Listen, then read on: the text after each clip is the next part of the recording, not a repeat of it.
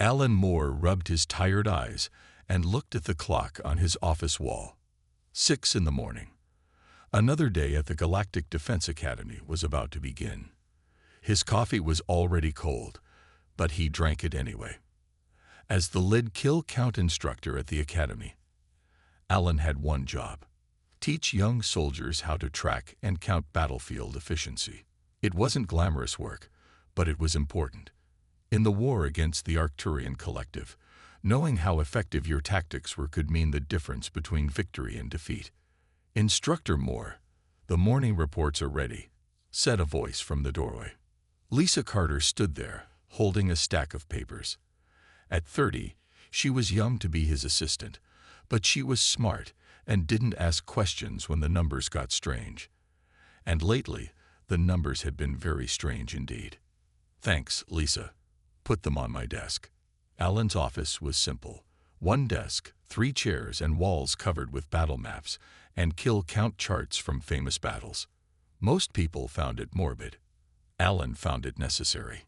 He picked up the first report and frowned. The numbers from yesterday's training exercise didn't make sense.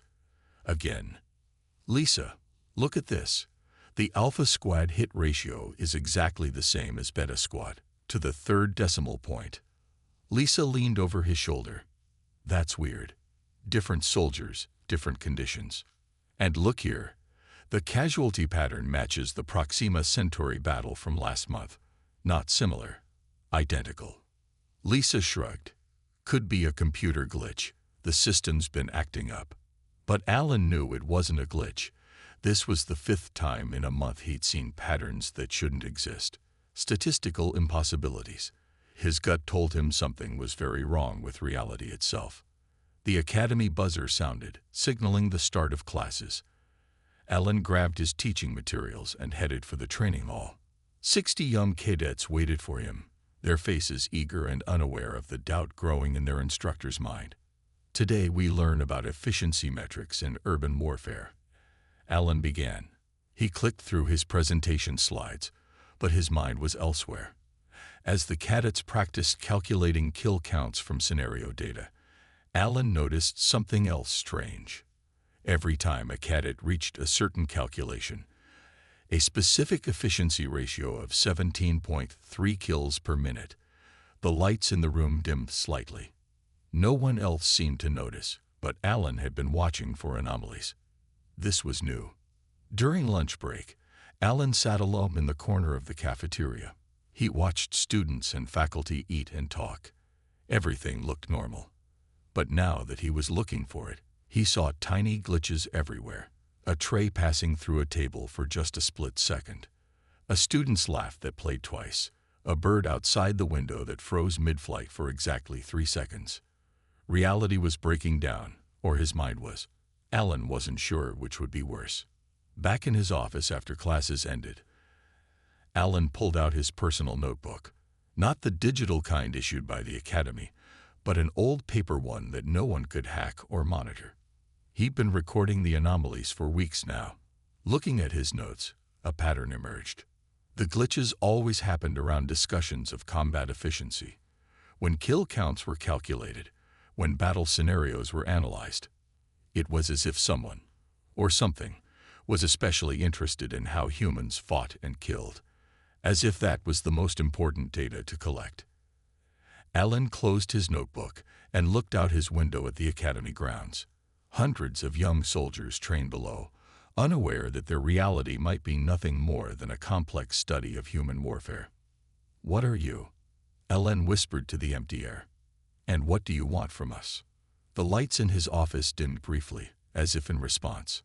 Alan Moore, kill count instructor, had just asked a question of the universe itself, and for the first time, he thought the universe might have noticed. Alan needed help, not from anyone at the academy. He didn't know who to trust there. Instead, he called the one person who might believe him without thinking he was crazy. Nathan Campbell lived in a small house at the edge of the city. Once a respected quantum physicist, Nathan now spent his days writing papers that most scientists laughed at. His theories about nested realities had ended his university career years ago. "I've been expecting someone to notice," Nathan said after Alan explained what he had seen. They sat in Nathan's cluttered living room, surrounded by books and strange equipment. The signs have been there for years. Alan showed Nathan his notebook. The patterns are clear once you start looking. Battle outcomes repeating exactly, statistical impossibilities. And the glitches, they happen most when we're calculating kill counts. Nathan nodded.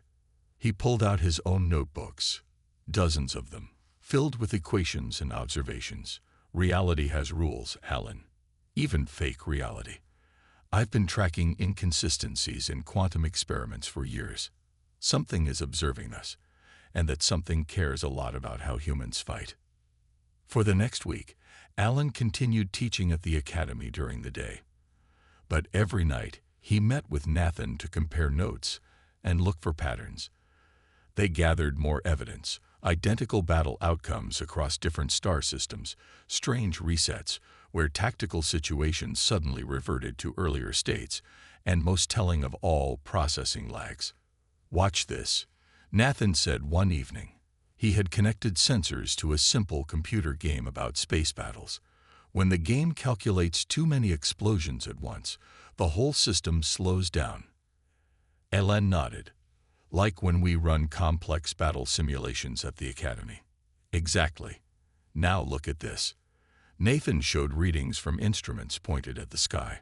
These energy fluctuations happen at exactly the same times as global military exercises, as if reality itself is struggling to process too many calculations at once. Alan felt a chill. So we're in some kind of simulation, and whoever is running it is mostly interested in our warfare capabilities. "That's my theory," Nathan said.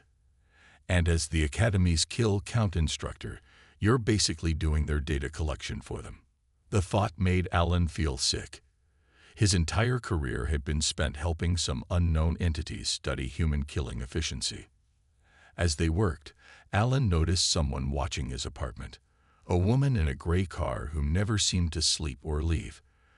After 3 days, he confronted her.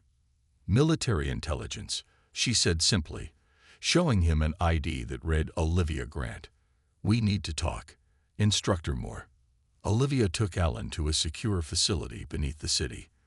There, he was shocked to find screens showing the same anomalies he and Nathan had discovered. "We've known something was wrong with reality for 15 years, Olivia explained. "The government formed a secret division to investigate. We call it Project Thesis." "Why that name?" Alan asked. "Because we're trying to find our way out of a labyrinth," she replied. "We've been watching you since you started noticing the patterns. Your friend Nathan, too. His theories about nested realities are closer to the truth than anyone knows." She showed Alan more data, decades of collected anomalies and glitches, all pointing to the same conclusion. Reality was a construct, designed by something interested in human warfare. "We need your help, Instructor Moore. You've spotted patterns even our best analysts missed, and you have access to the Academy's combat data, the very thing these entities seem most interested in." Alan thought about his students, young people training for wars that might be nothing more than data collection for some higher intelligence. "I'll help," he said finally, "but we need Nathan on the team. And I want to know everything Project Thesis has discovered." Olivia nodded. "Welcome aboard. The briefing starts tomorrow. Just remember, the walls have eyes." Literally. We believe the entities can insert themselves into our reality as observers. As Alan left the facility, he looked at the people passing by on the street. Any one of them could be watching, measuring, studying. The war humanity had been fighting wasn't against aliens. It was against the architects of their reality. The next morning, Alan arrived at the Project Thesis facility with Nathan. They passed through 7 security checkpoints before reaching the main research area. "Dad, what are you doing here?" Alan froze. Standing at a computer station was his daughter, Grace Moore. At 23, she was supposed to be working at a regular tech company across the country. "Grace, you're part of this." Alan was shocked. Grace smiled. 2 years now. They recruited me out of college because of my programming skills. I just couldn't tell you. Olivia Grant stepped forward. Grace is one of our best. She's developed systems to detect when we're being observed by the entities running the simulation. We call them the architects. Grace led them to her workstation. Screens showed data flowing from sensors placed around the world. The simulation has patterns, Dad. Code always does. I've been looking for them. Nathan examined her work with growing excitement. This is brilliant. You're tracking energy fluctuations in the background radiation of the universe itself. Exactly, Grace said. And I found something interesting.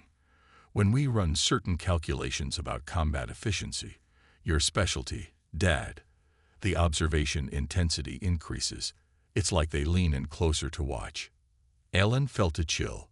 My entire career has been providing exactly what they want to study. Olivia finished. Human kill efficiency and adaptability under pressure. For the next few hours, they shared what they knew. Project Theseus had been gathering data for years, but lacked the combat expertise to make sense of it all. Alan's experiences at the academy filled crucial gaps. So what do we do with this knowledge? Alan asked finally. Grace smiled. We push back. I've written an algorithm that can detect when we're being watched most closely.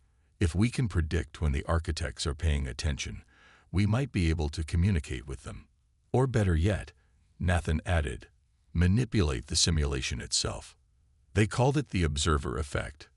The theory that when humans became aware they were being watched, they could affect the simulation parameters. Like quantum particles that change behavior when observed, humans might change reality by acknowledging the observers. We need to test it, Olivia said. Something small first. Grace pointed to a combat simulation running on one of the screens. This is a copy of the Academy's training program. Dad, can you set up a scenario that would create an impossible kill count? Something that breaks the expected patterns. Alan thought for a moment, then began typing. He designed a battle scenario where the casualties followed a mathematical sequence that should be impossible according to all known tactical models. This should get their attention, he said. When the simulation reached the crucial point, everyone held their breath. For a moment, nothing happened. Then, a single line of text appeared on Grace's monitoring screen. We see you. The words vanished a second later.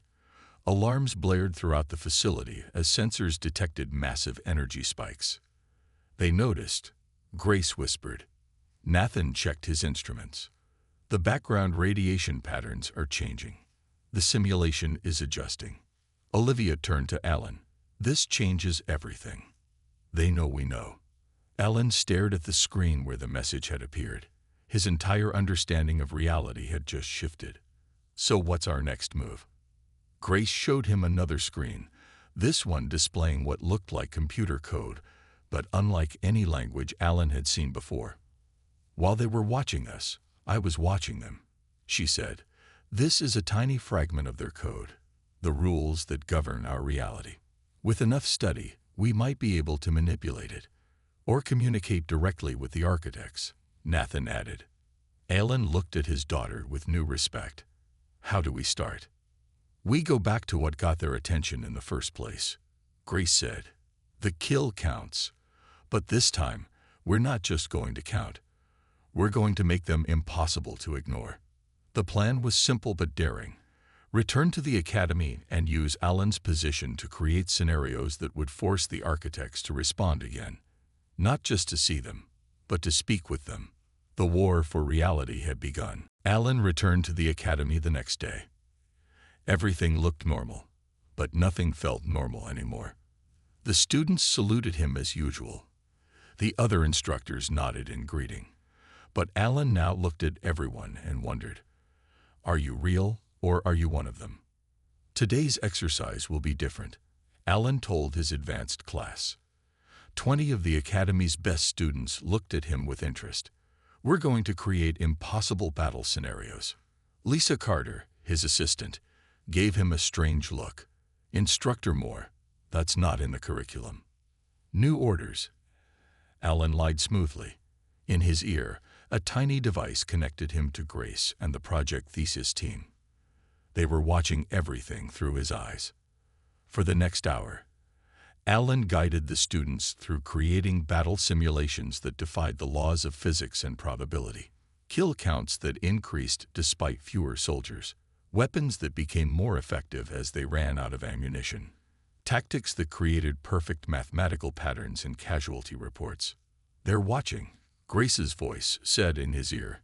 The observation intensity just doubled. Alan pushed harder. "Now combine all these scenarios into one massive simulation. Run it at maximum processing power." As the students worked, Alan noticed small glitches appearing around the room. A pencil passing through a desk. A flicker in the lights. The simulation was struggling to maintain consistency. "It's working," Nathan's voice came through the earpiece. "We're seeing energy spikes all over the city." Then it happened. As the combined simulation reached its peak complexity, reality broke. The sky visible through the windows suddenly fragmented into pixelated sections. Every clock in the building froze at exactly 2:17 p.m. For 3.7 seconds, the entire world stopped. When reality resumed, the students looked around in confusion. "Did anyone else see that?" one asked. Before Alan could respond, the academy commander burst into the classroom. "All training exercises are canceled for today. Technical difficulties." But Alan noted something odd about the commander. He never blinked. And when questioned, his responses came after tiny delays, as if being translated from another language. "That's one of them," Grace whispered in Alan's ear. "An architect in human form." Alan followed the commander down the hall, maintaining distance. The man moved strangely, as if not quite used to a human body. He entered a restricted area of the academy without using any access codes. The doors simply opened for him. That evening, Alan met with the Project Theseus team to report what he'd seen. "They're inserting themselves directly into the simulation," Olivia said. "This confirms our theory that they can take human form to observe us up close." "But why?" Alan asked. "If they control everything, why bother walking among us?" "There must be limits to their control," Nathan suggested. "Perhaps they can't see everything from the outside. They need to experience it firsthand." Grace had been quiet, working on her computer. "I've analyzed the code fragment we captured during the glitch. It's part of their processing system for human emotions during combat." She showed them her screen. "They're especially interested in fear, courage, and split-second decisions under fire.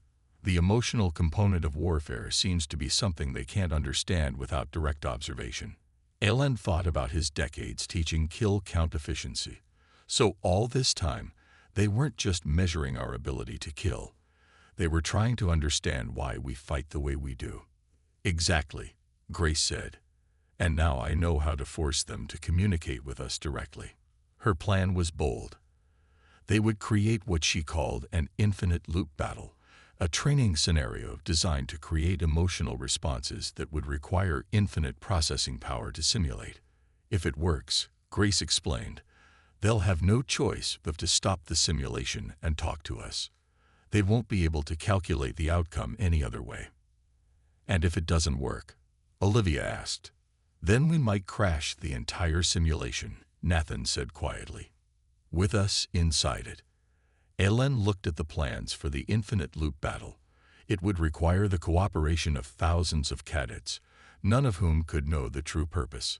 "We'll need 2 weeks to prepare," he said. "And we'll only get one chance." The team nodded in agreement. The plan to break reality was in motion. 2 weeks passed. Alan turned his regular classes into secret preparation for the infinite loop battle. He taught his students new ways to fight that created mathematical impossibilities in the kill metrics. "The key is emotional cascades," he explained to Lisa, who had joined their cause after witnessing the reality glitch. "When one soldier's emotional state triggers another's, and then another's, creating a pattern that never ends." Project Theseus worked day and night. Nathan built devices to measure the drain on the simulation. Grace refined her code to detect the architect's presence. Olivia secured the resources they needed without alerting other government officials who might stop them. "We've identified 3 more architects in human form," Olivia reported at their evening meeting. "They're all in positions of authority at military installations worldwide." "They're getting nervous," Grace said, showing them her monitoring screens. "Observation intensity is at an all-time high. They know we're planning something." Alain reviewed the final plan for the infinite loop battle. 2,000 cadets would participate, believing it was a special training exercise. None knew the truth except Alain's core team. "Each squad creates its own emotional feedback loop," Alain explained. "Then the squads connect in a pattern that forces the system to calculate every possible outcome simultaneously." "The mathematics is sound," Nathan confirmed. "No system could process this without infinite computing power. They'll have to stop the simulation to resolve it." The night before the exercise, Alain couldn't sleep. He stood at his apartment window, looking at the stars and wondering if they were just pixels in some advanced display. "Dad?" Grace stood in the doorway of his living room. She had been staying with him since joining the project. "Just thinking," Alain said, "about what happens if we succeed." Grace sat beside him. "You're worried about what comes after?" Alain nodded. "If we're right, everything we know is fake. Our whole history could be a program. How do we live with that?" "Maybe the truth is better than a comfortable lie," Grace said. "And maybe there's a reality beyond this one where humans actually exist. Our real home." The next morning, Alain arrived at the academy early. The large training field had been prepared according to his specifications. 2,000 cadets assembled, excited about participating in what they believed was a revolutionary new combat exercise. "Today we make history," Alain told them. He didn't add that they might also break history entirely. The exercise began. Squads moved through complex scenarios designed to trigger specific emotional responses. Fear gave way to determination. Confusion transformed into clarity. Alain watched the kill count metrics on his tablet, seeing the numbers form patterns that should be impossible. "It's working," Grace said through his earpiece. "The processing strain is increasing exponentially." Nathan's voice came next. "We're detecting energy fluctuations across the entire region. Reality is starting to thin." The cadets didn't notice at first. They were too focused on their tasks. But soon, even they couldn't ignore the strangeness. The sky began to shimmer. Objects left trails in the air when moved. Sound arrived seconds after the things that made it. "Keep going," Alain encouraged them. "This is all part of the exercise." On his tablet, the kill count numbers began to swirl and change on their own. The metrics no longer followed any human logic. The simulation was trying to make sense of the impossible calculations. Then Alain spotted them. 5 people walking across the field toward him. They moved in perfect unison. Their faces showed no emotion. Everyone they passed froze in place. "Architects," Grace whispered in his ear. 5 of them at once. "That's unprecedented." The figures stopped in front of Alain. For a moment, nobody spoke. Then the one in the center tilted its head. "Why are you doing this?" it asked. The voice sounded like multiple people speaking together. Alain stood his ground. "Because we know what we are, and we want to know what you are." The figure seemed to consider this. "You were not supposed to become aware." "Well, we did," Alain replied. "And now we want answers." Around them, reality continued to unravel. The infinite loop battle was working better than they had hoped. The architect looked at the chaos spreading across the field. "Very well. We will talk." The 5 architects raised their hands in unison. Instantly, the training field froze. 2,000 cadets stood motionless like statues. Birds hung suspended in the air. Only Alain and his team could still move. "What did you do to them?" Alain demanded. "Time pause," the lead architect said. "We need to speak without interference." Nathan, Grace, Olivia, and Lisa rushed to Alain's side. They had been monitoring from different positions around the field. Now they stood together, facing the beings who had created their reality. Are we real? Grace asked directly. Or just programs in your simulation? The architects looked at each other, as if deciding how much to reveal. You are real, one said finally, but not in the way you think. The lead architect stepped forward. We come from what you would call another dimension. We created this simulation to study humanity. Why? Olivia demanded. What do you want from us? Understanding. Another architect said. Your species has something we lack. The ground beneath them began to shake. Cracks appeared in the air itself, like glass breaking. Through these cracks, Alan glimpsed strange lights and impossible colors. The simulation is destabilizing, the lead architect said. Your infinite loop battle is draining too much processing power. Then shut it down, Nathan suggested. If we do, all your memories from this iteration would be lost. You would reset to your last saved state.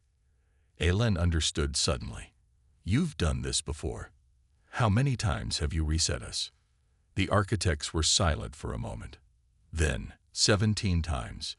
Each time you get closer to discovering the truth. Grace was typing furiously on her tablet. I'm recording every word they say. If they reset us, maybe we can find a way to preserve this knowledge. The cracks in reality grew larger. Through one particularly wide rift, Alan saw enormous crystalline structures floating in a sea of energy. He realized he was looking at the architect's true forms. What is it about us that interests you so much? Alan asked. Why study our warfare specifically? Emotion, one architect replied. The way humans feel during conflict. Fear, courage, sacrifice. We cannot experience these things.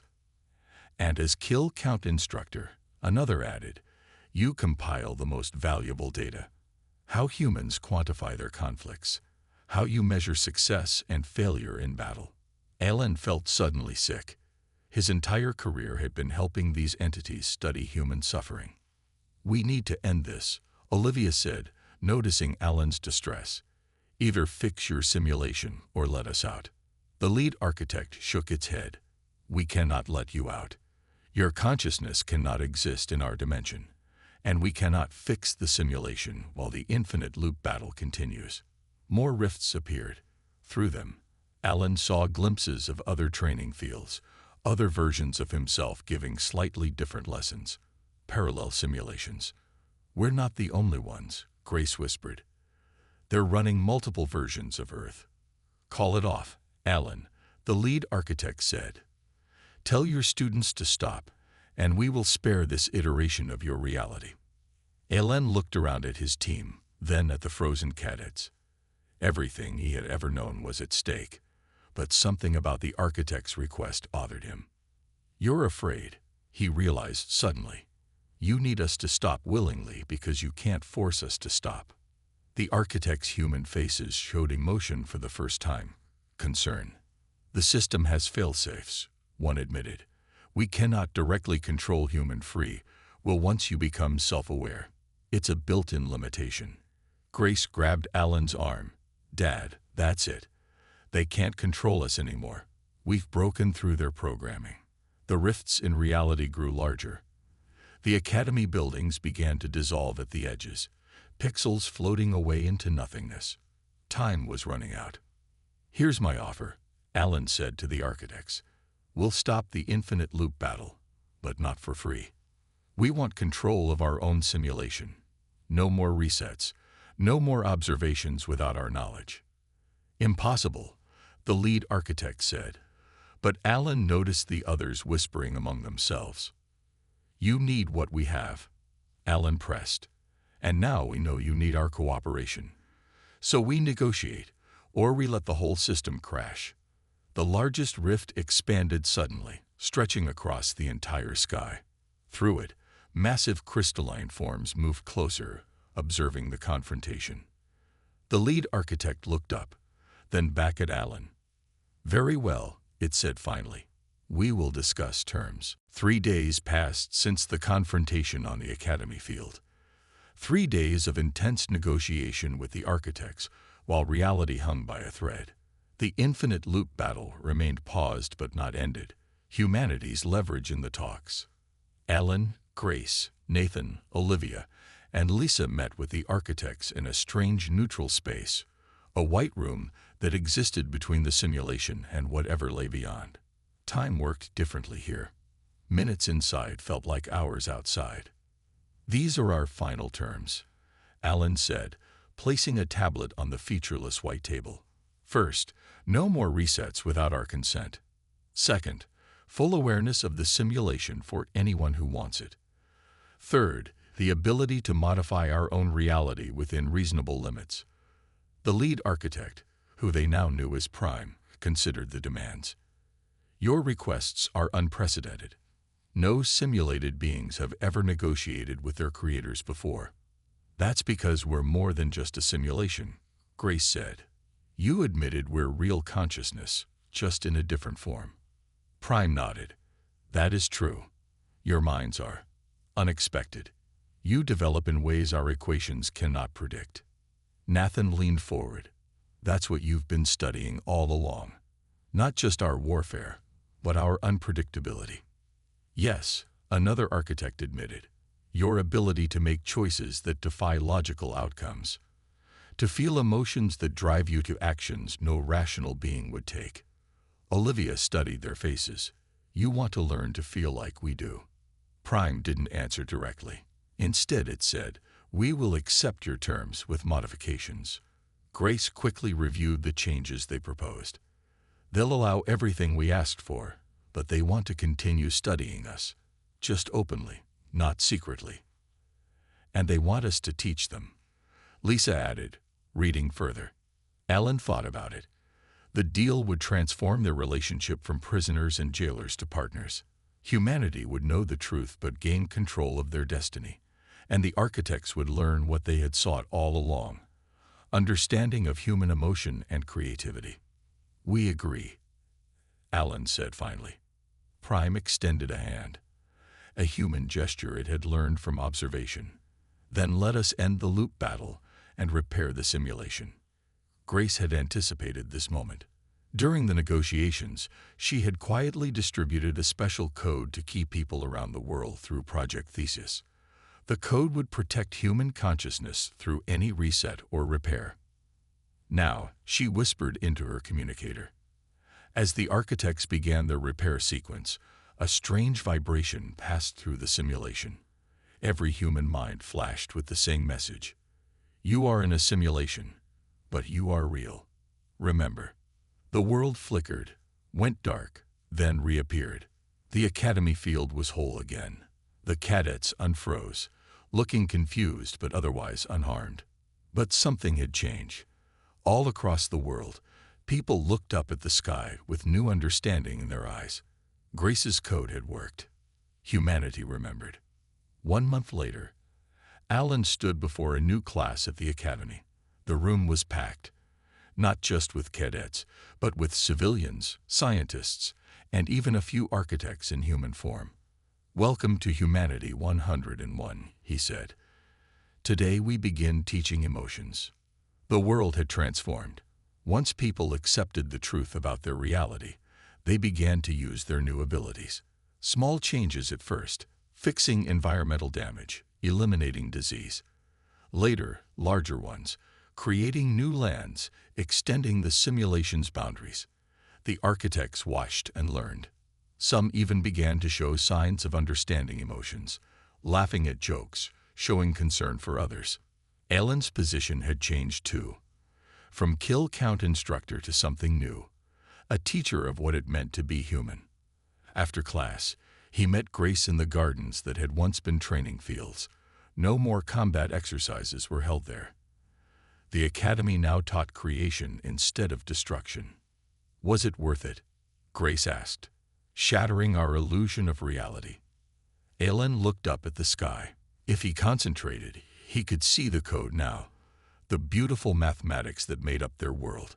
But he could also see beyond it, to possibilities no simulator had ever imagined. "Yes," he said simply, "because we're no longer just being counted. Now we count." Above them, The sky rippled slightly as the simulation acknowledged its new co-authors.